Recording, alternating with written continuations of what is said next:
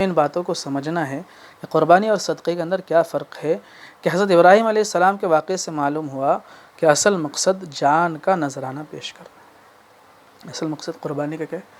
قربانی کا اصل مقصد جو ہے یہ جان کا نذرانہ پیش کرنا ہے۔ ہم اس کو اچھے طریقے سے سمجھیں، صدقہ کے اندر اور قربانی کے اندر فرق کیا ہے۔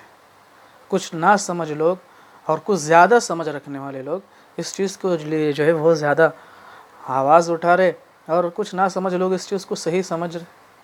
ہمیں اچھے طریقے سے سمجھنا چاہیے، اور علماء حقانی، علماء حق کے باتوں کو سمجھ کر جو ہے ہمیں اپنے ہر ایک عمل کو پورا کرنا چاہیے۔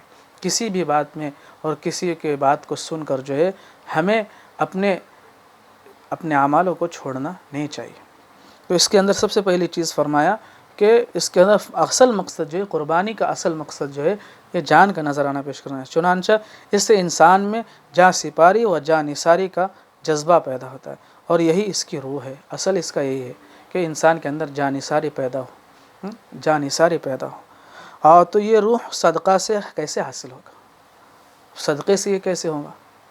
کیونکہ قربانی کا اصل مقصد تو جان کی قربانی دینا ہے، جان کا نذرانہ پیش کرنا ہے۔ کیونکہ قربانی کی روح تو جان دینا ہے، اور صدقہ کی روح مال دینا ہے۔ اچھے طریقے سے سمجھ لیں۔ پھر اس عبادت کا صدقے سے مختلف ہونا اس طرح بھی معلوم ہوتا ہے کہ صدقہ کا کوئی دن متعین نہیں۔ اس کی دوسری وجہ یہ بتا رہے ہیں، الگ ہونا اس سے یہ ہے کہ صدقے کا کوئی دن متعین نہیں، اور قربانی کے ایام متعین ہے۔ قربانی کے ایام فکس ہے، ان دنوں کے اندر ہی قربانی کرنا ہے۔ مگر قربانی کے لیے ایک خاص دن مقرر کیا گیا ہے، اور اس کا نام بھی عید الاضحیٰ یعنی عید قربانی کا دن رکھا گیا۔ جہاں تک قربانی کا مسئلہ کا تعلق ہے، یہ تو ایسی ہی ہوتی ہے، چلی آ رہی ہے کہ حضرت انبیاء علیہ السلام کا بھی اور امت کا بھی اس پر اجماع ہے۔ اس کے اندر کوئی دو راہ نہیں ہے، اس کے اندر کوئی دوسری بات نہیں۔ قربانی کا مقصد اور اصل مقصد ہی یہی ہے کہ جان کی قربانی، جان کا نذرانہ پیش کیا جائے، اور یہ بات جو ہے ہمیں اچھے طریقے سے سمجھ لینا چاہیے۔ چنانچہ صحابہ کرام رضی اللہ عنہ فرماتے ہیں کہ ہم کو حضور اقدس صلی اللہ علیہ وسلم نے ہدایت فرمائی کہ ہم قربانی کی آنکھ اور کان کو خوب دیکھ بھال لیا کریں۔ اب جو ہے آگے یہ بتایا جا رہا ہے کہ ہم قربانی کے جانور کو جو ہے اچھے طریقے سے دیکھ کر، اچھے طریقے سے جو ہے پرکھ کر لے کہ اچھا ہو، خوبصورت ہو، تندرست ہو، کہیں سے جو ہے وہ جو ہے اس کے کان کٹے ہوئے نہ ہوں، کہیں سے جو ہے اس کو چوٹ لگی ہوئی نہ ہو، کہیں اس کے جو پاؤں ٹوٹے ہوئے نہ ہو، ان ساری چیزوں کو، اور نہ جس کے کانوں میں سوراخ ہو۔ اور اس کے علاوہ بھی بعض اوصاف مذکور ہیں جن سے معلوم ہوتا ہے کہ قربانی کے احکام صدقہ سے بالکل جدا ہے۔ یہ بھی ایک وجہ بتا رہے کہ یہ صدقہ سے بالکل الگ ہے، اس لیے اس میں صدقے کے احکام سے پرہیز کرنا ضروری ہے، اور پھر ساری امت آج تک بلا اختلاف یہ عمل کرتی چلی آ رہی ہے، اور تعامل امت سے سب سے بڑی دلیل ہے خطبات حکیم الاسلام صفحہ 327 جلد نمبر 2۔ جب یہ معلوم ہو گیا کہ جانوروں کی قربانی جو ہر سال مسلمانوں پر لازم کی گئی ہے وہ ابراہیم علیہ السلام کی یادگار کی حیثیت رکھتی ہے، تو اس سے یہ بھی واضح ہو گیا کہ جانور کی قیمت کا صدقہ کر دینا یا کسی دوسرے نیک کام میں لگا دینا اس فریضے سے سبکدوش نہیں ہوتا۔ اچھے طریقے سے اس بات کو سمجھ لیں۔